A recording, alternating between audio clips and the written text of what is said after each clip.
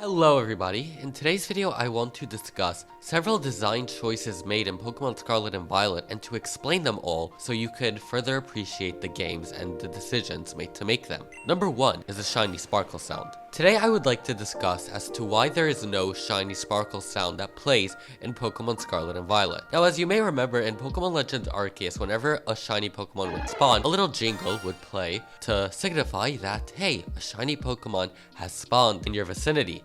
So, you then look for it, catch it, hopefully, and all would be good. But in Pokemon Scarlet and Violet, basically every single player must have at least missed one shiny, because at this point, there is no shiny sound. And at first I was wondering, why is this? It's sort of an objective thing. Hey, keep the shiny sound in the game so we can all hear it and we can all find shinies, right? And then I had a thought, which led me to realize why the shiny sound does not play in Pokemon Scarlet and Violet. But first we need some background. Shiny Pokemon have always been rare. Many players may grow up not even knowing the existence of shiny Pokemon, particularly like me. I had no idea what shiny Pokemon were until much further into my years of playing Pokemon. So they were pretty much a rare commodity that everyone wanted their hands on. Shiny hunters would hunt for hours and hours and days on weeks and weeks and months and even years, all to find a different colored Pokemon that had no changes in stats, types, or really anything. It was just the color that changes. And some of them aren't even that good. Shiny hunters would devote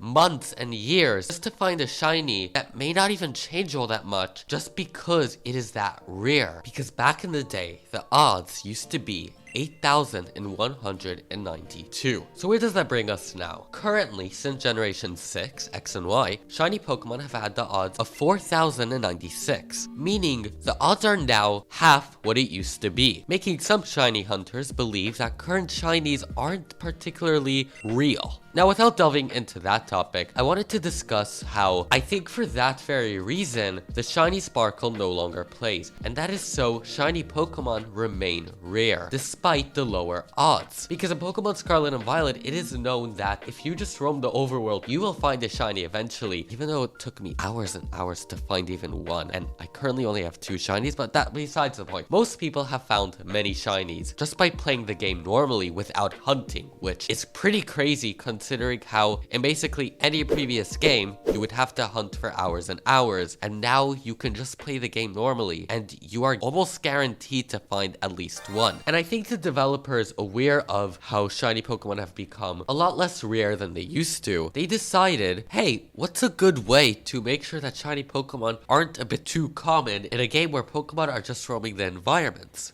Because in the past, the Pokemon would have to be encountered in the wild grass without seeing them beforehand. Or even if they were in the overworld like in Sword and Shield, you still wouldn't be able to determine whether or not they were shiny unless you battle them. So I personally believe that the developers removed the shiny sound in order for players to have a more difficult time coming across shiny Pokemon. Because I am sure that I've missed like a million shinies while just roaming the environments. I can only imagine how many Darling and Flittles I have missed. And I feel like it gives this uniqueness to Scarlet and Violet shiny Pokemon. Now, you may ask, because of this, why did Legends Arceus have sparkle sound? Well, ignoring the fact that it was sort of a trial, I do believe that this was counteracted by the fact that the Pokemon in that game can more easily run away, arguably be more difficult to catch due to various circumstances, such as there being no moves to catch Pokemon, or at least that I'm not aware of. Either way, I do believe that there was a bit more tension when finding a shiny Pokemon in Legends Arceus. That way, the game would notify you, hey, there's a shiny in your area. But in Scarlet and Violet, I feel like it would be pretty difficult to be unable to catch the Pokemon if you do hear the sound. They do have the ability to run away and eventually despawn,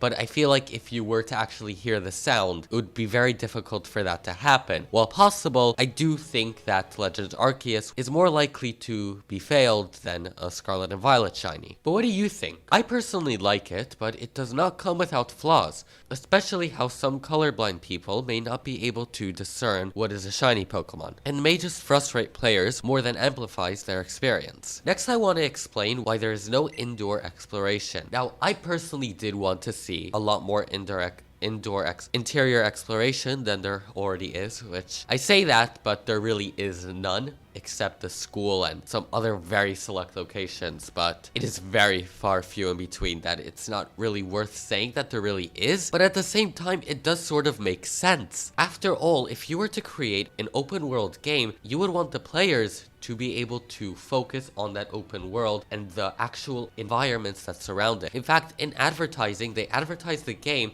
as an open world where nature and cities come together in unison without barriers, aka loading zones. So while in the past, the regions were a lot more compact, I believe now that the world is open, they want the player to fully immerse themselves in the actual overworld rather than the indoors. Which, while I think is understandable, I would have preferred if the games did have more indoor exploration, as I did really enjoy exploring those areas in previous games. So what do you think of not being able to enter houses? Please let me know. And the third topic is why there are 3 stories. Now, in past games, there was no separation between stories. The game would cover the 3 topics that are considered the 3 stories in Scarlet and Violet, all as just the main story. You know, the evil team, the gym leader, the miscellaneous stuff, that would all be combined into one in previous games. But moving forward, in an open world game, it does make sense why they decide to separate that. That way, you as the player can decide what you want to do. Now, it's not like they haven't explained this already, but I feel like it does add another level of depth, especially given how they all have their own perks. The Titan story helps you traverse the environments. The gym leader story helps you feel like you've conquered each area.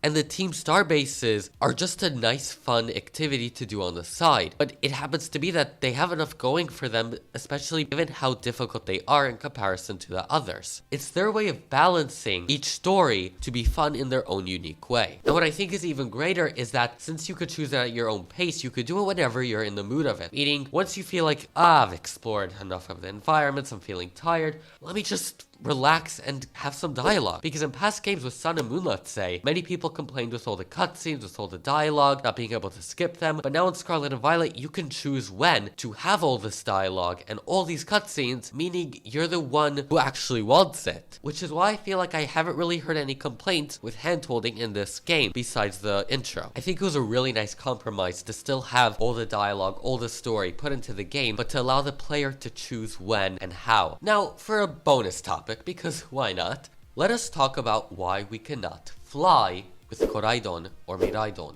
properly. Now, I'm sure like many of you, it was pretty disappointing to see that it was really just a gliding feature for Koraidon / Miraidon. I'll just refer it to Miraidon because that's easier for me. In fact, they had even advertised that you could battle Pokemon in the sky or meet them in the sky or something like that. And I was really excited to fly around and literally battle Pokemon in the sky. I thought that would be so cool. But in the end, that's not really how it ended up. So why is that? Well, I personally believe that the reason why there is no proper flying feature and just gliding is because they don't want you to really traverse the environment in such an easy way. And I think this could be said for many other open world games. It would sort of make all the traversal you've done a bit boring, especially if it could be unlocked before completing the game. I do feel like maybe it could have been implemented during post-game, but then I realized Pokemon is sort of a game that they want you to continue enjoying it for the next 3 or so years and to be able to always come back to it, which has always been the case for I think a lot of us, but it would sort of defeat the purpose if you get to fly around everywhere without having to go through all that traversal that you did when first playing the game, and it would sort of make other playthroughs feel a bit redundant or just a bit more boring, especially getting a good view of everything in the region when flying around properly. It would just make returning to it in another playthrough a bit boring to traverse,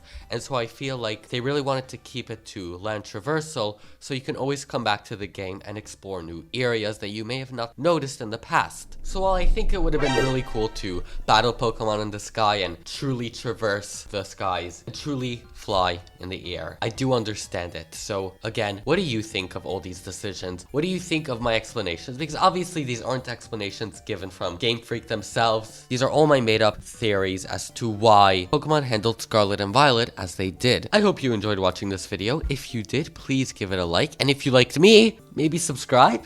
No? Yeah? Maybe? Okay, bye.